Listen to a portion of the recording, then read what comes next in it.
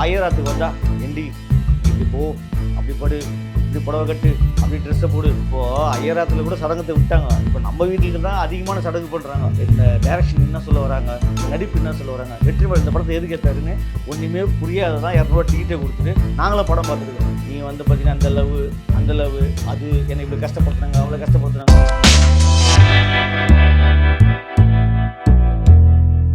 வர்ஷா இயக்கத்தில் நம்ம வெற்றிமாறன் தயாரிப்பில் வெளிவந்திருக்கும் படம் தான் பேட் கேர்ள். வெற்றிமாறன் வந்து இந்த பேட் கேர்ள் வந்து இதுதான் என்னுடைய லாஸ்ட் படம் அப்படின்னு சொன்னார். இந்த படம் லாஸ்ட் படமாக இருந்தால், ஃபஸ்ட்டு படமாக இருந்தால் நமக்கு என்ன இருக்குது? நீங்கள் படம் தயாரிப்பாளராக இருந்தான்னா இல்லைன்னா என்ன? இந்த மாதிரி படம் பண்ணுறதுக்கு அவர் சும்மா இருக்கலாம், பாவம். அவர் பேனரில் போட்டு வந்த படம்லாம் அவர் படம், அவர் பேனரில் வந்த எல்லா படமும் மொக்க படம் தான் எனக்கு தெரிஞ்சு.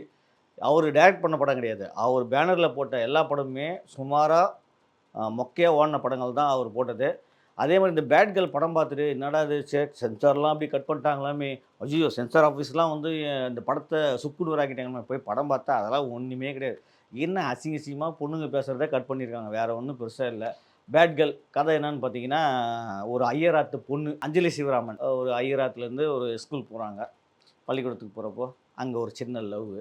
அது பார்த்தீங்கன்னா ஐயராத்து பொண்ணு எங்கே படிக்கும், கொஞ்சம் ஒரு பெரிய ஸ்கூல் மாதிரி படிப்பாங்க இல்லையா, அந்த இடத்துல போகிறப்ப எல்லா பசங்க ஜாலியாக பேசுகிறது, இது பண்ணுறது. அதுக்கப்புறம் வந்து அங்கே அப்போ அந்த பெரிய ஸ்கூல்லலாம் பார்த்திங்கன்னா இப்போ பெண்ணுங்களும் பசங்களும் பழகிறதுலாம் வந்து ரொம்ப கேஷுவலாக இருக்கும். கிஸ் அடிப்பாங்க, அசிங்கமாக பேசிக்குவாங்க. அப்படி ஆரம்பிக்கிற ஒரு லவ் அங்கே 2 பேருக்கு ஒரு லவ் ஆகுது.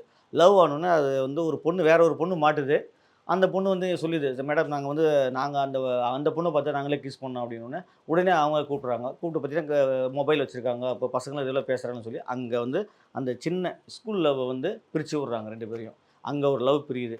அதுக்கப்புறம் அந்த அம்மா காலேஜ் போகிறாங்க, அஞ்சலி சிவராமன் காலேஜ் போனோடனே அங்கே ஒரு லவ். அந்த லவ் பார்த்தீங்கன்னா அவன் வந்து பார்த்தீங்கன்னா ஆந்திராவில் ஒரு லவ் வச்சுருக்கிறான், இங்கே ஒரு லவ் வச்சுருக்கிறான். இந்த மாதிரி பைத்தியமாக அவனை லவ் பண்ணுது.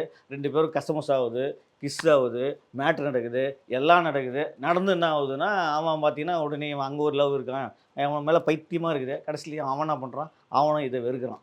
சரி அதை விட்டுட்டு நம்ம வந்து கொஞ்சம் அப்படியே வயசு இப்போ எப்படி இது ஒரு 18 வயசு, அப்படியே ஒரு 21 வயசு. அதுக்கப்புறம் வந்து வேலைக்கு போகிறாங்க, 25 வயசு. ஃபஸ்ட் லவ் புட்டுக்குச்சு, 2வது லவ் புட்டுக்குச்சு, 3வது லவ்வுக்கு போகிறாங்க. 3வது லவ் அங்கே வேலை செய்கிறப்போ அங்கே ஒரு தனியாக ரூம் எடுத்து 2 பேர் தங்கியிருக்காங்க. ஒரு லிவிங்கில் இருக்காங்க. லிவிங்கில் இருக்கிறப்போ அங்கேயும் நல்லா நடக்குது, எல்லாம் நடக்குது. அங்கேயும் முடிச்சுட்டு என்ன பண்ணாங்க, 2 பேருக்கு மனசு கஷ்டம் பிரிஞ்சிடறாங்க.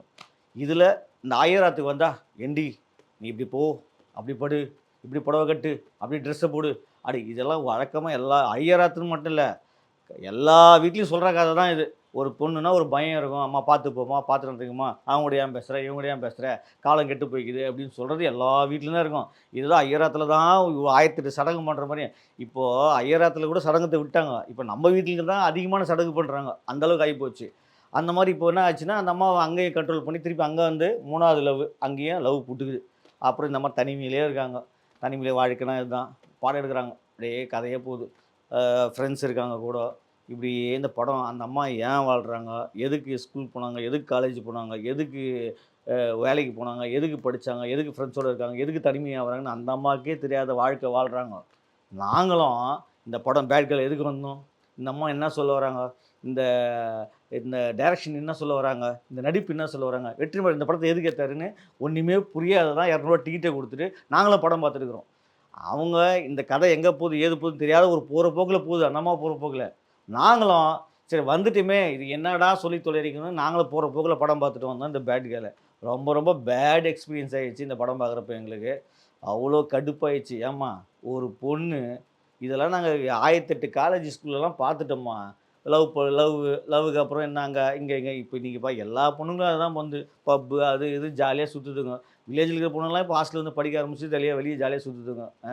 இந்த பக்கம் டி நகர் பப்புக்கெல்லாம் போனீங்கன்னு வச்சுக்கலாம், வெறும் பொண்ணுங்க தான் இருக்கும், பசங்களாம் ரொம்ப கம்மியாக இருப்பாங்க. அந்த அளவுக்கு காலம் எவ்வளோ ஜெட் வேகத்தில் போகுது. இவங்க ஏதோ புதுசாக சொல்லாத சொல்கிற மாதிரியும், அஜிஜோ சென்சார் ஆஃபீஸ்லாம் போட்டு நசுக்கிற மாதிரியும், இப்படி பேட் கேலை மொக்க கேலை எடுத்து வச்சுருக்காங்க. அதான் ரொம்ப வருத்தமாகி போச்சு. ஏம்மா வர்ஷா, உனக்கு நடந்த கதையை, உனக்கு பர்சனலாக உனக்கு ஒரு விஷயம் நடந்த விஷயத்த ஒரு திரையில் நாங்கள் 200 கொடுத்துட்டு வரோமே, உங்கள் சொந்த கதை சுவா கேட்கறதுக்கு வந்திருக்கோம். நாங்கள் படம் ஜாலியாக ஒரு என்டர்டெயின்மெண்ட்டாக என்ஜாய் பண்ண வந்திருக்கோம். நீ வந்து பார்த்தீங்கன்னா அந்த லவ் அது என்னை இப்படி கஷ்டப்படுத்துனாங்க, அவ்வளோ கஷ்டப்படுத்துனாங்க, இவ்வளோ அடிக்க வைக்கிறாங்க அப்படிலாம் ஏம்மா எங்களை நொந்து நூலாக்குற. ஐயோ இதுக்கு நாங்களாக கிடச்சோம். அந்தளவுக்கு இந்த டைரக்டர் வர்ஷாவை பற்றி கேட்குற மாதிரி தோணுச்சு. மற்றபடி இந்த படத்தில் கேமரா ஒர்க்கு சூப்பராக அருமையாக இருந்தது. அதே மாதிரி மியூசிக் சூப்பராக இருந்தது. குறை சொல்கிற மாதிரி எதுவுமே இல்லை. முக்கியமாக அஞ்சலி சிவராமன் நடிப்பு வேறு லெவல். அந்த பாப்பா உண்மையிலே அடோடா, உண்மையிலே நான் வந்து மனசார பாராட்டணும்னா அந்த அஞ்சலியை தான் பாராட்டணும். அவங்க கொடுத்த வேலையை அவ்வளோ பர்ஃபெக்டாக கச்சிதமாக அதோடைய டிசைன் எப்படின்னா, அந்த அஞ்சலியோட டிசைனு அது நல்ல பொண்ணா, கெட்ட பொண்ணா, இல்லை அது மென்டலா, அது பைத்தியமா, இந்த மாதிரி நமக்கு என்னன்னே சொல்ல தெரியாது. அந்த மாதிரி டிசைன் பண்ணுறா. அதுக்கு அவ்வளோ பரிமாணமாக நடிச்சிருக்கு. ஸ்கூலில் ஒரு டைப்பு, அப்படியே காலேஜில் வேறு மாதிரி ஒரு டைப்பு, அப்படியே ஒரு வேலைக்கு போகிற இடத்துல வேறு மாதிரி டைப். இந்த 3 வேரியேஷனில் வேறு லெவல் பண்ணியிருக்காங்க. அஞ்சலியே உனக்கு வேறு லெவல் நடிப்பு. தமிழ் சினிமாவை வந்து தூக்கி வச்சு கொண்டோட, அதில் எந்த மாற்றமும் கிடையாது. இந்த படம் நாங்கள் வந்து உண்மையிலேயே 2 மணி நேரம் ஷார்ப்பாக உட்காந்து பார்த்துருக்கே இந்த அஞ்சலிக்காக தான். அப்புறம் இந்த படத்தில் ஃப்ரெண்டாக நடிச்சிருக்க சரண்யா ரவிச்சந்திரன் அவங்களும் வந்து நடிச்சிருக்காங்க, போகிறாங்க வராங்க. ஆனால் பெருசாக அவங்களுக்கு அந்த பெரிய ரோல் இல்லை, சும்மா ஃப்ரெண்டாக வராங்க. அவங்க ஃப்ரெண்ட்ஸுக்குள்ளே என்ன பேசுகிறது என்ன ஏதுன்னே தெரியாது. ரொம்ப அந்யோன்யமாக இருக்காங்க, பாசமாக இருக்காங்க. அதுக்குள்ளே ஏதாவது ஒன்று விஷயமானு தெரியல. அப்புறம் உண்மையிலே சாந்தி பிரியா அவங்க அம்மாவை பண்ணியிருக்காங்க.